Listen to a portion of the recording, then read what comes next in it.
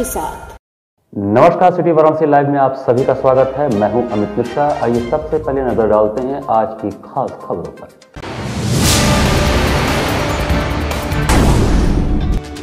तिरंगा यात्रा में शामिल होने के लिए कचहरी पहुंच रहे आप सांसद संजय सिंह को तरना के समीप पुलिस ने रोका।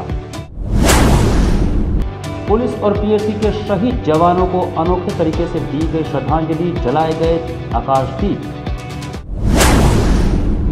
राज्य ललित कला अकादमी लखनऊ द्वारा विद्यापीठ में 2 दिवसीय कलाकार शिविर का आयोजन। और देश में 100 करोड़ से ज्यादा लोगों को लगा वैक्सीन, हेल्थ वॉलंटियर को भेंट किया गया गुलाब का फूल। और अब समाचार विस्तार से। कोरोना जैसी वैश्विक महामारी के खिलाफ वैज्ञानिकों द्वारा निर्मित कोरोना वैक्सीन दवा को युद्ध स्तर पर जिस तरह जनता तक अभियान चलाकर लगाया गया, उसी का नतीजा है कि 10 महीने में 100 करोड़ आबादी का वैक्सीनेशन हो गया। कोरोना वैश्विक महामारी से लड़ने के लिए देश के वैज्ञानिकों ने कोरोना वैक्सीन दवा का निर्माण कराया, जिससे लोगों की सुरक्षा की जा सके। सरकार ने कोरोना वैक्सीन आने के बाद लोगों को लगाने के लिए युद्ध स्तर पर अभियान चलाया। भारत ने सबसे तेज कोरोना वैक्सीन निःशुल्क लगाने में 100 करोड़ से ज़्यादा लोगों को इंजेक्शन लगाने में सफलता प्राप्त की है। इस अभियान में स्वास्थ्य कर्मियों, डॉक्टरों का विशेष योगदान रहा है। इसको देखते हुए बीजेपी राष्ट्रीय महामंत्री संगठन BL जोशी ने दुर्गाकुंड स्थित शहरी सामुदायिक केंद्र पर हेल्थ वॉलंटियर स्कोर गुलाब का फूल एवं अंगवस्त्रम देकर उनको बधाई दी तथा साथ ही वैक्सीनेशन लगाने वालों को मिलकर उनसे हालचाल पूछा एवं वैक्सीनेशन कराने में किसी प्रकार की समस्या के बारे में भी जानकारी ली। इसके बाद स्वास्थ्य कर्मियों से बात करते हुए उनके योगदान को बताते हुए उन्होंने कहा कि आप लोगों के कारण ही पूरे देश में 100 करोड़ वैक्सीनेशन हो पाया है। बीजेपी राष्ट्रीय महासचिव संगठन BL जोशी ने मीडिया से बात करते हुए बताया कि आज भारत वासियों के लिए खुशी का दिन है। भारत ने सबसे तेजी से 100 करोड़ से ज़्यादा लोगों को वैक्सीनेशन कराने का काम किया है। उन्होंने आगे कहा कि हेल्थ वर्कर्स हमारे बाढ़ में कमर से ऊपर पानी में डूबकर डोज लगाए गए हैं।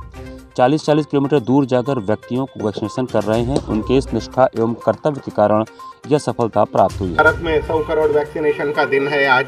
मैंने यहाँ इस अस्पताल में सभी डॉक्टर्स को और सभी हेल्थ केयर वर्कर्स को, विशेष रूप से नर्स और जो वैक्सीनेशन में लगे हैं, उनको धन्यवाद करने के लिए, उसको अभिनंदन देने के लिए मैंने यहाँ आया था।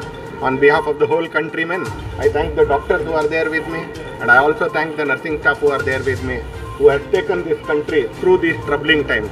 ऐसे एक स्थिति से उन्होंने बाहर निकाला है और 100 करोड़ वैक्सीनेशन उन्हें पूरा किया है। इसके लिए मैंने धन्यवाद देने के लिए आया था। Again, I thank India, I thank Honorable Prime Minister Modi ji, and I thank all the doctors and the healthcare workers who have made this feat possible, and we have taken all the men, all the people out of these troubling times. 21 अक्टूबर को corona vaccination के 100 crore vaccination पूर्ण होने पर वाराणसी में frontline वर्करों तथा चिकित्सकों को धन्यवाद दिया गया। 100 करोड़ वैक्सीनेशन होने के बाद 21 अक्टूबर की तारीख को देश के प्रधानमंत्री एवं वाराणसी के सांसद प्रधानमंत्री नरेंद्र मोदी के संसदीय क्षेत्र के चिकित्सक एवं जनप्रतिनिधियों ने इस वैश्विक महामारी में जिस प्रकार केंद्र और प्रदेश की सरकार ने काम किया और विश्व में कीर्तिमान बनाया, उस पर सभी लोगों ने आभार प्रकट किया देश के प्रधानमंत्री का और कहा कि आज का दिन स्वर्णिम अक्षरों में लिखा जाएगा और जिस प्रकार फ्रंटलाइन वर्कर्स ने इस महामारी में कार्य किया है, उन्हें भी धन्यवाद दिया गया। मैं भारत सरकार को, स्वास्थ्य सेवाओं से जुड़े हुए सभी डॉक्टर और कर्मचारियों को, वैक्सीन बनाने वाले साइंटिस्ट और उसके बनाने वाले जो बड़े उद्योगपति हैं, सभी को मैं हार्दिक बधाई और शुभकामना देता हूं कि इस कोरोना के दौर में जिस तरह से उन्होंने कार्य किया और जिस तरह से वो कार्य कर रहे हैं, ये देश के लिए बहुत ही गौरव का विषय है।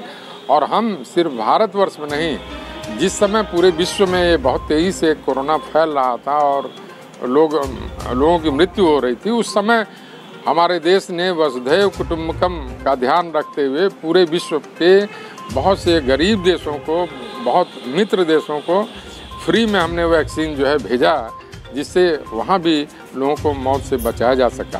मैं ये समझता हूँ आज का ये दिन भारत के लिए एक ऐतिहासिक दिन है और आज के दिन को जो है स्वर्णाक्षरों में लिखने वाली घटना हुई है और वो घटना जो है बहुत सुखद है, क्योंकि पूरे विश्व में भारत ही एक ऐसा देश है जिसमें 100 करोड़ लोगों को वैक्सीनेशन दिया गया है। भारत देश में लगभग 100 करोड़ लोगों को वैक्सीन जो कि कोविड-19 के खिलाफ जो है हम लोग लगा चुके हैं, और इसमें सबसे महत्वपूर्ण भूमिका हमारे माननीय आदरणीय प्रधानमंत्री नरेंद्र मोदी जी का है, जिन्होंने अपने कुशल नेतृत्व में इस तरह का जो है सफलता प्राप्त करने में सबको सहयोग किया है। आज कहीं न कहीं पे ये 100 करोड़ भारतीयों के लिए बहुत सम्मानित होने का और गौरवान्वित होने का दिन है। ये भारत के इतिहास में स्वर्ण अक्षरों से लिखा जाने वाला आज का दिन है। ये लोगों को बहुत दिनों तक याद भी रहेगा और आने वाले दिनों में भारत विश्व गुरु बनेगा, ये इसका आगाज़ है। सबसे पहले इस पूरे एपिसोड में मोदी जी जो अपने देश के प्रधानमंत्री हैं, बधाई के बहुत बड़े पात्र हैं। 100 करोड़ भारतीयों को उन्होंने कैसे सुरक्षित किया, आने वाले दिनों में जो बचे लोग हैं भारत में, उनको भी टीकाकरण से सुरक्षित कर लिया जाएगा। हम भारतीयों के लिए साथ साथ में जो चिकित्सक गण हैं, जो इस पूरे उसमें मतलब लगे हुए थे, अपने कर्मठता से लोगों की सेवा किए हैं, उनके लिए भी बहुत सम्मान का विषय है और हमको लगता है कि इससे अच्छी चीज़ और देश के लिए कुछ हो नहीं सकती है।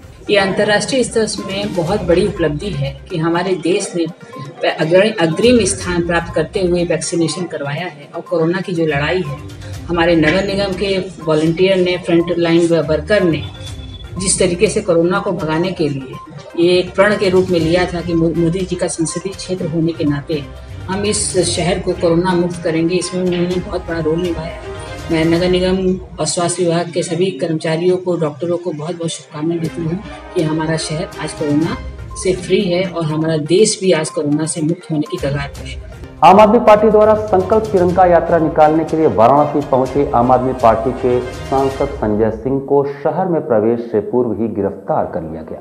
आम आदमी पार्टी के प्रदेश प्रभारी व राज्यसभा सांसद संजय सिंह को गुरुवार को वाराणसी शहर में प्रवेश करने से पहले गणेशपुर तरना के पास रोक लिया गया। वह पार्टी की ओर से आयोजित संकल्प तिरंगा यात्रा का नेतृत्व करने के लिए बनारस आ रहे थे। यात्रा निकालने की पुलिस व प्रशासन ने अनुमति नहीं दी थी। बावजूद इसके सांसद ने एक दिन पहले ही यात्रा निकालने का ऐलान किया था। पुलिस ने उन्हें करीब 2 घंटे रोके रखा। वह गाड़ी में बैठे रहे और यात्रा निकालने पर अड़े थे। इसके अलावा प्रदेश प्रवक्ता सहित आप के सभी बड़े नेताओं को भी पुलिस ने नजरबंद कर दिया। सांसद संजय सिंह ने मीडिया से बातचीत में कहा कि सरकार व प्रशासन को यह जवाब देना होगा कि यह यात्रा को अवैध क्यों करार दिया गया, जबकि पूर्व में प्रदेश के 4 शहरों में यात्रा निकल चुका है। उन्होंने कहा कि यहां आया हूं तो यात्रा निकाल कर ही जाऊंगा। उन्होंने सरकार की नीतियों व कार्यशैली पर प्रश्न उठाते हुए कहा कि जिस कार्यों व अपराधों को रोकना चाहिए उस पर सरकार चुप है, अब यात्रा रोकने पर तुली है। मैं अपने सभी साथियों से कहना चाहता हूं, तिरंगा यात्रा वाराणसी में होगी और इसकी अगली तिथि घोषित करके हम लोग यात्रा निकालेंगे। एक बार नहीं, 1000 बार अगर रोकेंगे, हमारा प्रयास हर बार ये होगा, हम तिरंगे के आन बान और शान को झुकने और गिरने नहीं देंगे। यात्रा निकलेगी। आज चारों तरफ से घेराबंदी करके मिर्जापुर, भदोही, गाजीपुर, चंदौली, सारे जिलों में हमारे कार्यकर्ताओं की गिरफ्तारी की गई, उनके घरों पर नोटिसेस दी गई। आज पूरी तरह से, और आप देख रहे हैं कि मैं यहाँ पे आ रहा था अकेले गाड़ी से, और किस तरह से पुलिस की घेराबंदी करके मुझे यहाँ पे पुलिस हिरासत में रखा गया। तो अब इसकी एक अगली तिथि आज स्थगित कर रहे हैं। अगली तिथि इसकी घोषित करके और फिर वाराणसी में ये तिरंगा यात्रा होगी। आपको बता दें कि बिजली बिल, महंगाई आदि मुद्दों पर यह यात्रा कचहरी स्थित अंबेडकर चौराहे से मलदैया स्थित सरदार पटेल की प्रतिमा तक निकाली जानी थी, जिसमें भाग लेने संजय सिंह सहित प्रदेश के कई नेताओं को आना था। सुहेलदेव भारतीय समाज पार्टी के अध्यक्ष ओम प्रकाश राजभर ने बताया कि 27 अक्टूबर को मऊ के हल्दरपुर में सपा अध्यक्ष अखिलेश यादव के साथ गठबंधन की घोषणा की जाएगी। गुरुवार को वाराणसी पहुंचे सुहेलदेव भारतीय समाज पार्टी के अध्यक्ष ओम प्रकाश राजभर ने बताया कि 27 अक्टूबर को मऊ जिले के हल्दरपुर में सपा अध्यक्ष अखिलेश यादव आएंगे, तो वहीं हमारे गठबंधन की घोषणा की जाएगी। हमारे बीच सीट को लेकर कोई झगड़ा नहीं है। हमारा लक्ष्य सिर्फ यह है कि भाजपा को सरकार से कैसे बेदखल किया जाए। सुबह सपा अध्यक्ष ने सपा अध्यक्ष अखिलेश यादव से मुलाकात के संबंध में विस्तार से बात की। उन्होंने कहा कि हम और सपा एक ही मुद्दे को लेकर लड़ रहे हैं। हमारी और सपा की मांग है कि जातिगत जनगणना हो, सामाजिक न्याय समिति की रिपोर्ट लागू हो, घरेलू बिजली के बिल से जनता को राहत मिले, गरीबों का इलाज फ्री में हो, महिलाओं की सुरक्षा की पुख्ता व्यवस्था हो, नौजवानों को रोजगार मिले। पिछली बार हम गए भाजपा के साथ तो उसकी सरकार बन गई।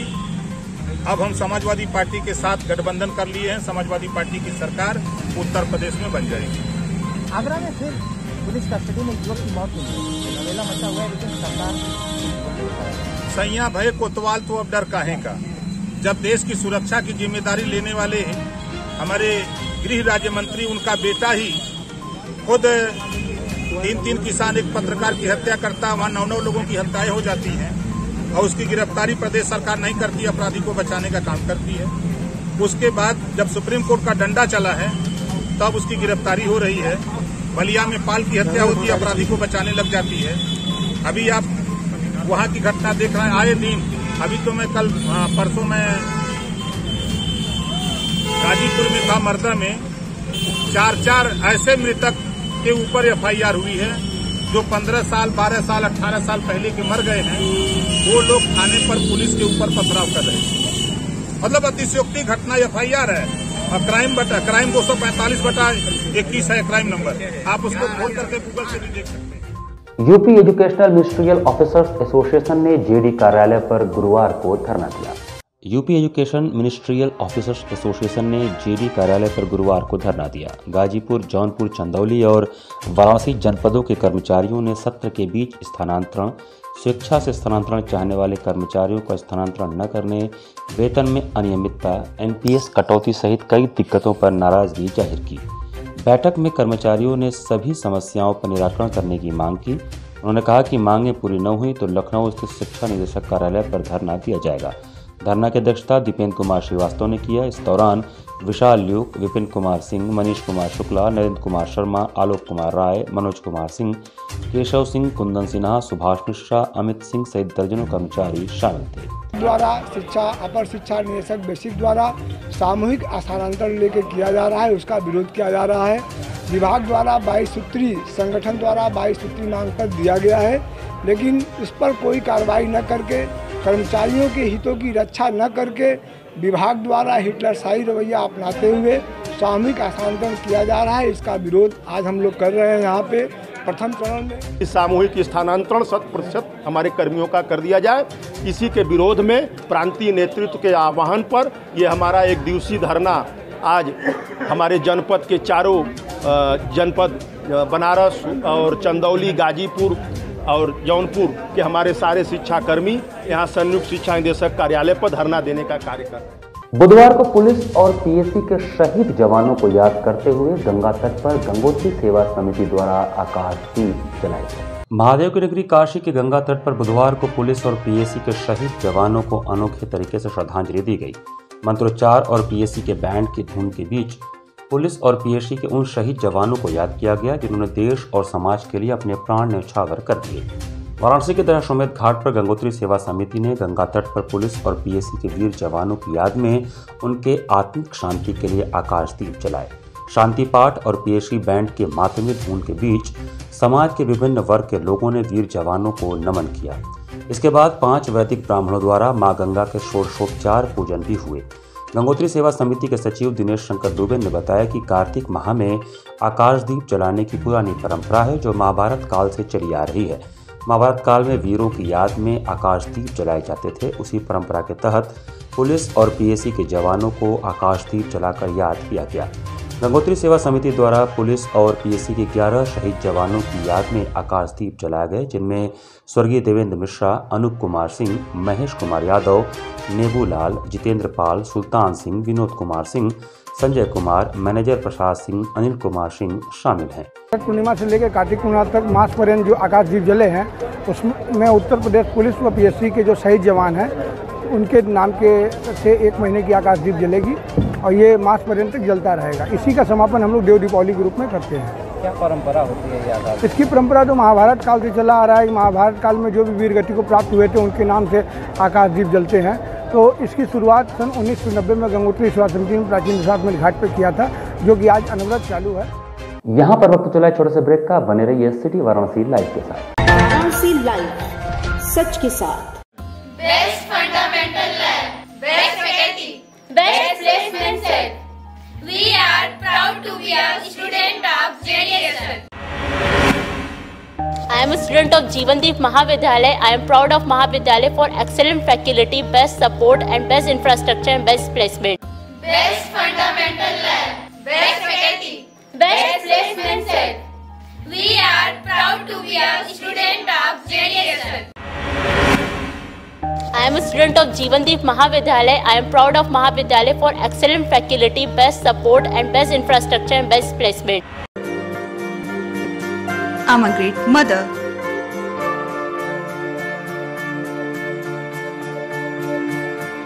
I'm living a life with purpose.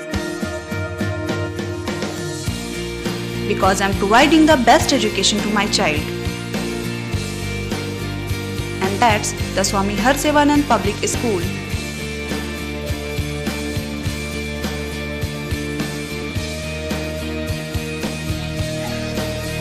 Harsevanand Public School provides value-based education. Admission open for nursery to class 11th. Harsevanand Public School and Hostel, Garhwa Ghat, Dhanpurwa and Jagatganj, Varanasi. हम तोड़ेंगे ये सन्नाटा, करेंगे बात आपकी, बात बना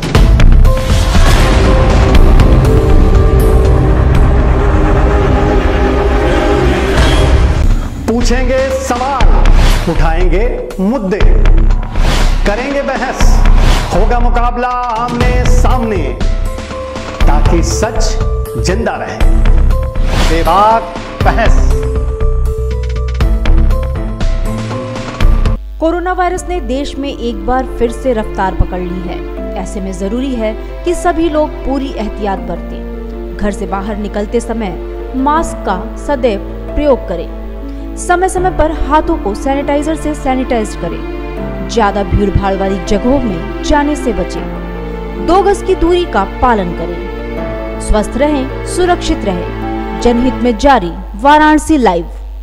वाराणसी लाइव, सच के साथ। ब्रेक के बाद आपका स्वागत है। कृषि विभाग को ICAR प्रत्यायन की मांग को लेकर यूपी कॉलेज के विद्यार्थियों का धरना अभी भी जारी है। यूपी कॉलेज में ICAR प्रत्यायन के लिए कृषि छात्रों का धरना लगातार चौथे दिन भी जारी है। छात्र प्रत्यायन प्रक्रिया शुरू होने तक धरना देने की अपनी मांग पर अड़े हुए हैं। यूपी कॉलेज में कृषि छात्र यहां के पाठ्यक्रमों को ICAR का एक्रेडिशन न होने का मुद्दा लंबे समय से उठाए हुए हैं। हर बार कॉलेज प्रबंधन उन्हें आश्वासन देकर शांत कराता है, मगर प्रक्रिया शुरू नहीं हो पाती। इस बार छात्र आर पार की लड़ाई के मूड से धरने पर बैठे हैं। प्रदर्शनकारियों में बड़ी संख्या में छात्राएं भी हैं जो प्रबंधन पर भविष्य से खिलवाड़ करने का आरोप लगा रही हैं। चौथे दिन कॉलेज के प्राचार्य और वरिष्ठ शिक्षक छात्रों को मनाने और शांत कराने पर विमर्श कर रहे थे। चौथा दिन आज धरने का है। वार्ता तो कई बार हुई, लेकिन वार्ता असफल रहा।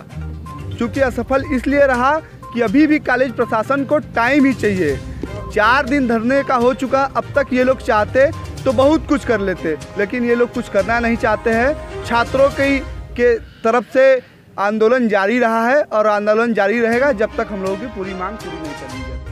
जीवनदीप चैरिटेबल ट्रस्ट एवं भारत सुरक्षा परिषद द्वारा 24 अक्टूबर को सामाजिक कार्यकर्ताओं को सम्मानित किया जाएगा। मलदैया में जीवनदीप चैरिटेबल ट्रस्ट एवं भारत सुरक्षा परिषद द्वारा प्रेस वार्ता का आयोजन किया गया। ट्रस्ट के चेयरमैन डॉक्टर अशोक कुमार सिंह ने बताया कि देश हित एवं जनहित में अपने कार्यों के अतिरिक्त कार्य करने वाले लोगों को हर वर्ष संस्था सम्मानित करती है।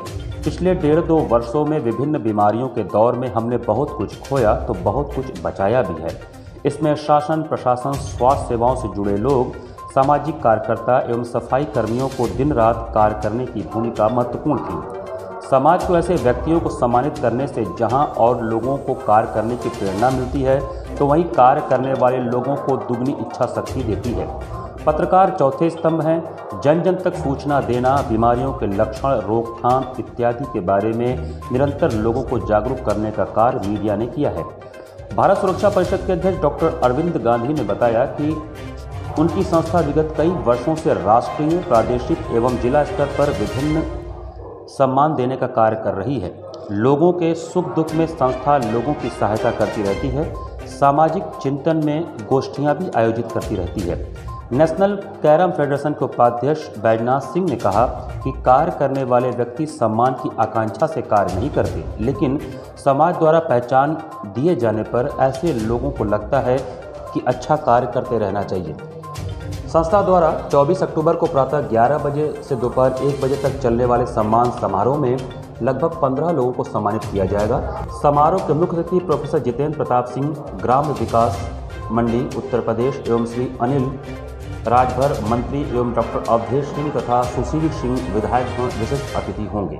जीवनदीप चैरिटेबल ट्रस्ट बड़ा लालपुर वाराणसी और भारत सुरक्षा परिषद के संयुक्त तत्वाधान में 24 अक्टूबर को 11 बजे दिन से लेकर 1 बजे दोपहर तक एक सम्मान समारोह का आयोजन किया जा रहा है। विगत 1-1.5 वर्षों में जिन लोगों ने अपने कार्य के अलावा सामाजिक क्षेत्र में बहुत सारे कार्य किए, कई बीमारियां अभी फैली हुई थी, कोरोना भी था, डेंगू भी था, टाइफाइड भी था, उसमें स्वास्थ्य विभाग से लेकर शासन प्रशासन, शिक्षा के क्षेत्र में भी ऑनलाइन पढ़ाई चल रही थी, उस समय पढ़ाई लिखाई बंद हो गई थी, उसमें भी काफ़ी लोगों ने मेहनत किया। खेलकूद भी ऑनलाइन, कैरम भी, अभी बैजनाथ भी आए हैं, ऑनलाइन खिलाड़ी जो है मायूस हो रहे थे तो उनको ऑनलाइन जो है खिलाया गया और नेशनल स्तर तक जो है टूर्नामेंट प्रदेश स्तर पर कराए गए। तो ऐसे लोगों को जिन्होंने इसमें काम किया बढ़िया से, उन लोगों को सम्मानित करने का है। प्रशासन के लोगों में भी जैसे डीएम कमिश्नर, एसएसपी, उसके अलावे पत्रकारिता से भी हम लोगों ने 3 लोगों को लिया है। काशी वार्ता से सुनील जी को लिया, फिर जो है राष्ट्रीय सहारा से रंजन जी, उसी के साथ साथ अन्य भी। खेल में बैजनाथ भैया कैरम के खुद ही वाइस प्रेसिडेंट हैं नेशनल कैरम फेडरेशन के। तो इस तरह से करीब 15 से 17 लोगों को वहाँ सम्मानित करना है। उसके मुख्य अतिथि श्री राजेंद्र प्रताप सिंह, ग्राम्य विकास मंत्री उत्तर प्रदेश सरकार हैं। साथ ही साथ उसमें अनिल राजभर जी मंत्री तथा डॉक्टर अवधेश सिंह और सुशील सिंह विधायक भी विशिष्ट अतिथि के रूप में मौजूद रहे। ये जीवनदीप शिक्षण समूह परिसर बड़ा लालपुर वाराणसी में 24 तारीख को 11 बजे से 1 बजे तक। सुप्रसिद्ध शास्त्रीय गायक पद्म भूषण स्वर्गीय पंडित राजन मिश्र जी को याद करते हुए उनके जन्म स्थान काशी में प्रथम प्रार्थना सभा का आयोजन किया गया। पद्म भूषण स्वर्गीय पंडित राजन मिश्रा जी को श्रद्धांजलि देने हेतु प्रथम प्रार्थना सभा का आयोजन उनके गृह नगर वाराणसी में हुआ। उनके छोटे भाई पद्म भूषण पंडित साजन मिश्र और सनबीम समूह द्वारा संयुक्त रूप से आयोजित इस प्रार्थना सभा में पंडित राजन मिश्रा जी के चित्र पर माल्यार्पण एवं पुष्पांजलि के द्वारा काशी के प्रबुद्धजनों, विद्वानों और संगीत प्रेमियों ने अपने श्रद्धा सुमन अर्पित किए। इस अवसर पर नृत्य सम्राट पद्म विभूषण पंडित बिरजू महाराज, पद्म भूषण पंडित विश्वमोहन भट्ट, पंडित कुमार बोस, पद्मश्री मालिनी अवस्थी सहित कई कलाकारों ने वीडियो संदेश के द्वारा पंडित राजन मिश्रा जी के व्यक्तित्व के बारे में अपने अनुभव साझा करते हुए उन्हें अपनी श्रद्धांजलि दी। इसके अलावा विदेशों से भी उनके चाहने वालों ने उनके गायन के चमत्कारिक स्वरूपों के बारे में अपने अनुभव बताए। इसके पश्चात संकटमोचन मंदिर के महंत प्रोफेसर विशंभर नाथ मिश्रा, उद्यमी अशोक गुप्ता, सनबीम शिक्षण समूह के निदेशक डॉक्टर दीपक मधोक, पंडित राजन मिश्रा जी के पुत्र द्वय गायक रितेश रजनीश मिश्रा सहित तमाम लोगों ने पंडित राजन मिश्रा जी के व्यक्तित्व के विभिन्न आयामों के बारे में विस्तार से बताया। अंत में पद्म भूषण पंडित साजन मिश्र ने अपने बड़े भाई और गुरु पंडित राजन मिश्रा को सजल नेत्रों से याद करते हुए उनके पदचिन्हों का अनुसरण ही अपने जीवन का लक्ष्य बताया। अंत में युवा कलाकार सागर मिश्रा और डॉक्टर शालिनी ने पंडित जी को अपने भजनों के माध्यम से अपने श्रद्धा सुमन अर्पित किए। इनके साथ तबले पर दिनेश मिश्र ने संगत किया। कार्यक्रम का संचालन सौरभ चक्रवर्ती ने किया। ये हमारे लिए बहुत दुख का विषय है कि हर बार बनारस आना होता था उनका कार्यक्रम सुनने के लिए, उसमें शामिल होने के लिए, और तरह तरह के जो हमारे घर के तीज त्योहार और कार्यक्रम होते थे, फेस्टिवल्स होता था, उसमें सम्मिलित होने के लिए। लेकिन आज हम आए हैं अपने पिताजी के ये शोक सभा में। ये हमारे लिए बहुत ही भारी दिल से मैं ये बात कह रहा हूँ, क्योंकि अभी भी मुझे एहसास नहीं होता कि वो नहीं है। और जब वो शुरुआत में जब उनका मृत्यु जिस मंथ में हुआ, उस वक़्त बहुत मिस करते थे, मिस तो आज भी करते हैं, लेकिन आज एहसास होता है कि वो हर पल हमारे साथ हैं। और बहुत सारी ऐसी अभी चीज़ें हुई, मैं रियाज़ कर रहा हूँ और उसमें एक राग मारवा का मैं एक कॉम्पोजिशन गा रहा था, मैं सिखा रहा था किसी को, और अंतरा भूल गया। और मैं जहाँ बैठकर सिखा रहा था वहाँ सामने उनका फ़ोटो लगा है। तो मैंने, आप यकीन नहीं मानेंगे कि मैं उनके फ़ोटो की तरफ देखा और उनको मतलब एकदम से मनन किया और उसी पल मुझे वो अंतरा याद। ये मेरे लिए मतलब मिरेकल से कम नहीं है। और उस दिन के बाद से मैं ये समझने और महसूस करने लग गया हूँ कि वो हमेशा हमारे पास हैं, हमारे साथ हैं, हमारा सहयोग हमेशा आगे की यात्रा में उनका साथ हमेशा बना रहेगा, ऐसा हमारा मानना है। और मैं आप सबका तहे दिल से धन्यवाद देता हूं कि आप सब लोग यहाँ पर आए इस शोक सभा में, और बहुत बहुत धन्यवाद। पैसा रुपया गाड़ी घोड़ा सब आ जाएगा अपने आप पीछे पीछे, आशीर्वाद कमाओ। तो हम लोग आप सबसे अनुरोध करते हैं कि मेरे पे और रितेश भाई पे अपना आशीर्वाद हमेशा बनाए रखें। और हम लोग भी दिल्ली रहते हैं लेकिन दिल से बनारसी ही हैं और हमेशा रहें। आपका सबका सहयोग चाहिए। समय बहुत बलवान है। मेरे लिए तो बहुत ही मतलब क्या बताऊं, हम लोगों के लिए कहा गया है कि शरीर दो है आत्मा एक है। बहुत सारे क्रिटिक ने ये भी कहा कि वन सोल सिंगिंग। तो मेरा तो पूरा ही जैसे कि एक समय के लिए शून्यता में मैं आ गया, डिप्रेशन में था कि जब राजन 4 साल के थे तो उनको स्नान वगैरह करा के मैं एक अगरबत्ती उनके हाथ में 2 बत्ती देती थी और कहती थी कि बेटा भगवान को जरा दिखाओ और सद्बुद्धि मांगो। तो वो तोतली जुबान में बोलते थे, भगवान हमको सद्बुद्धि दीजिए। फिर एक दिन अचानक उन्होंने कहा, वो बाल गोविंदा जी की तस्वीर थी, तो उन्होंने कहा कि भगवान हमको सद्बुद्धि दीजिए और एक अपने जैसा भाई दीजिए जिसको मैं खिलाऊं। तो ऐसे मेरे बड़े भाई थे, मुझे उन्होंने गोद में खिलाया और उंगली पकड़ा के पूरी दुनिया का दर्शन करवाया। बुधवार को सुंदरपुर स्थित कांग्रेस पिछड़ा वर्ग के कार्यालय में कांग्रेस पिछड़ा वर्ग के अध्यक्ष मनोज यादव की उपस्थिति में नवनियुक्त पदाधिकारियों का सम्मान एवं पद ग्रहण समारोह संपन्न हुआ। कांग्रेस पिछड़ा वर्ग के प्रदेश अध्यक्ष मनोज यादव द्वारा स्वीकृत एवं घोषित जिला कमेटी के नवनियुक्त पदाधिकारियों ने बुधवार को सुंदरपुर स्थित कार्यालय पर आयोजित सम्मान समारोह में पद ग्रहण किया।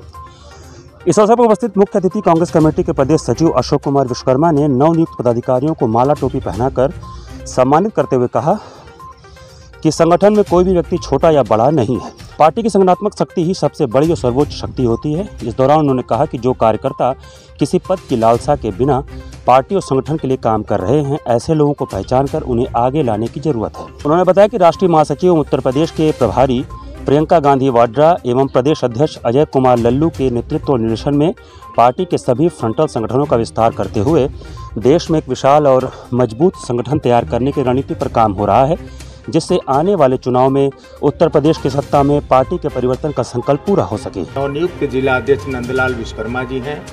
आज उनकी जो कमेटी है वह 30 सदस्यों की कमेटी आज रिलीज की गई है प्रदेश अध्यक्ष श्री मनोज कुमार यादव जी के द्वारा। इनकी जो कमेटी है उस कमेटी का आज पद ग्रहण समारोह यहाँ जिला कार्यालय सुंदरपुर पर आयोजित है। इस अवसर पर जिला कमेटी के 30 सदस्यीय पदाधिकारियों की घोषणा की गई। कार्यक्रम में उपस्थित लोगों में प्रमुख रूप से डॉक्टर प्रमोद कुमार, चंद्रशेखर, सरदार सतनाम सिंह, आशीष कुमार गुप्ता, मनोज मौर्य, गोपाल साहू, गोपाल मौर्य, रविशंकर चौबे, बीनू सिंह नारायण, मास्टर डॉक्टर संजय शर्मा, पारस प्रजापति, लड्डू वर्मा, अकबर खान, समीम अंसारी, अंसार सुहेब, आशा यादव सहित बड़ी संख्या में लोग उपस्थित थे। प्रसिद्ध चित्रकार वेद प्रकाश मिश्रा ने गुरुवार को ललित कला विभाग के कला दीर्घा में दीप प्रज्वलित कर 2 दिवसीय कलाकार शिविर का उद्घाटन किया। राज्य ललित कला अकादमी लखनऊ द्वारा आयोजित 2 दिवसीय कलाकार शिविर का उद्घाटन शहर के प्रसिद्ध चित्रकार वेद प्रकाश मिश्रा ने गुरुवार को ललित कला विभाग के कला दीर्घा में दीप प्रज्वलित करके किया। इस अवसर पर मुख्य अतिथि के रूप में वेद प्रकाश मिश्र ने कहा कि कला शिविर से कला के विकास के साथ ही समाज को भी लाभ होता है। समाज की अच्छाई बुराई को ही कलाकार कला के रूप में अभिव्यक्त करता है। मिश्र ने कहा कि कला शिविर के आयोजन से नवयुवक प्रशिक्षक कलाकार के लिए प्रेरणा का स्रोत होगा। उन्होंने कहा कि राज्य ललित कला अकादमी द्वारा आयोजित कला शिविर का विषय रामायण कॉन्क्लेव 2021 है। इसलिए भगवान श्री रामचंद्र जी के जीवन वृत्त में हमें 10 रसों का संदर्भ अनेक जगहों पर मिलता है। यही रहस्य हमारे जीवन को सौम्य एवं सुंदर बनाते हैं। इसमें कुल 10 चित्रकार पूरे बनारस से उपस्थित हैं। कुछ वरिष्ठ हैं, कुछ युवा कलाकार हैं और सभी लोग राम के जीवन को लेकर के अपने चित्र उकेरेंगे और कल दोपहर के पहले तक के सारे चित्र कंप्लीट हो जाएंगे और रुद्राक्ष कन्वेंशन सेंटर में इसका एग्जीबिशन भी होगा। अकादमी द्वारा आयोजित कला शिविर में 10 कलाकारों द्वारा राम के जीवन पर आधारित चित्र बन रहे हैं। इनमें भाग लेने वाले कलाकार प्रोफेसर एस प्रणाम Singh, doctor Sunil Kumar Vishwakarma, doctor Sunil Kushwaha, Shrimati Asha, doctor Shashikant नाग, श्री पंकज वर्मा, श्री बलदाऊ वर्मा, आशीष राय, कुमारी शिखा पटेल, संजय कुमार भाग ले रहे हैं। इस अवसर पर विभाग के प्रभारी डॉक्टर सुनील कुमार विश्वकर्मा ने कार्यक्रम में आए हुए अतिथियों का धन्यवाद ज्ञापित किया। इस अवसर पर doctor Ramraj, doctor Shatrughan Prasad, doctor Sunil Kumar Kushwaha, Abhishek Sharma, Shrimati Asha, Baldau Verma, doctor Shashikant नाग, आशीष राय, शिखा पटेल, संजय कुमार, प्रेम नारायण तिवारी आदि लोग उपस्थित थे। बहुत खुशी है कि यहाँ जिस तरह से काम हो रहा है राम के जीवन पे और रामायण का जो पूरा प्रसंग है उसको लेके काम हो रहा है। तो हम लोग रामायण के ही डिफरेंट एपिसोड्स को यहाँ पे दिखाने की कोशिश कर रहे हैं अपनी पेंटिंग के माध्यम से। और इस पेंटिंग ये ख़त्म होने के बाद जो है ये सारी प्रदर्शित होगी ये रुद्राक्ष में। तो मैं काफ़ी उत्साहित हूँ। इसी के साथ सिटी वाराणसी लाइव का यह संस्करण यहीं समाप्त करते हैं। मुझे दीजिए आज्ञा। नमस्कार।